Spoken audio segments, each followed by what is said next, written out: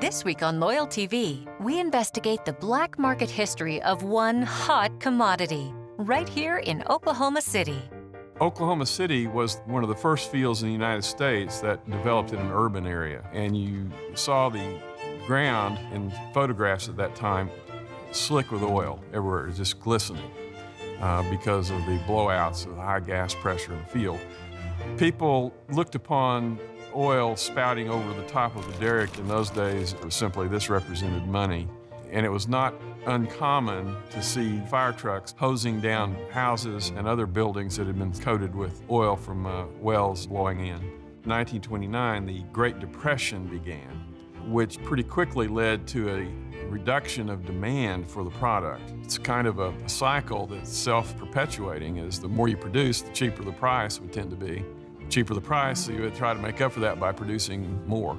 The early 1930s was a time in the oil and gas industry that the industry was still ruled by the law of capture, and that meant that whoever brought the crude oil to the surface, it was theirs. As a result, you had these early oil fields were forests of derricks because everybody had to get the oil to the surface or somebody else would.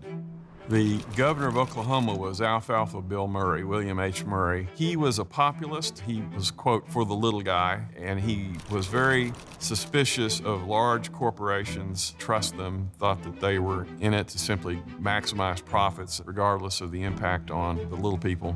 Murray was faced with a problem where the commission had no real enforcement capability. The resources of the state were being wasted. 10 cents a barrel for oil that he knew should be worth a lot more than that. Natural gas was so worthless at this point that it was simply being flared or vented. 1,200 billion cubic feet of gas wasted in the Oklahoma City field in the early years.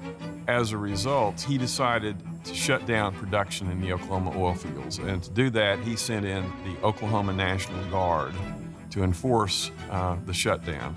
Oklahoma City field got most of the attention because it was the big booming field, but he actually sent it into 27 of fields. He appointed his cousin, Cicero Murray, to be in command of this effort. Oilmen laughingly referred to him as Generalissimo Cicero Murray. Guardsmen in the fields attempting to shut down production often clashed with oilfield workers who did not appreciate being put out of a job in the Great Depression. The workers quickly realized that guardsmen didn't know much about how anything worked in the field, so they simply rigged the gauges to show that the well was completely shut down, when in fact the reverse was true and they were running wide open. The oilmen had also, at night, had actually constructed pipelines to the warehouse district. Today we know it's Bricktown. They put storage tanks in those warehouses, piped the oil to it, and then at night used tanker trucks to haul the oil out of the warehouses to refineries. And of course, that oil that was being produced in this way was referred to as hot oil. Well, Murray's goal was to get oil price up to $1 a barrel. It still doesn't sound like a lot, but it was a great improvement over 10 cents a barrel. He only got it up to about 65 to 70 cents a barrel, and at that time, it became pretty clear that that was about all they were going to be able to do. So Murray threw up his hands and reopened the Oklahoma City and other oil fields in the state for production. However, the problem really persisted. You still had the Depression. Prices kept dropping, going down, back and forth. He used the National Guard again in 1932 for a while to shut down the oil fields, and then again he did it in 1933.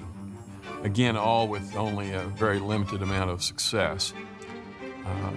Finally, the Oklahoma legislature addressed the problem in 1934 by passing a new law which gave significant powers to the Corporation Commission to regulate production, well spacing, and so forth, and gave them significant enforcement capabilities.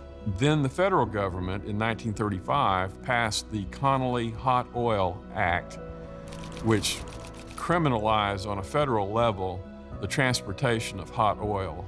So that pretty much brought an end to the problem. Conservation efforts became much more effective after that. While tempers have cooled, oil production continues to flow, and we will continue to bring you the best Oklahoma stories you've never heard here on LoyalTV.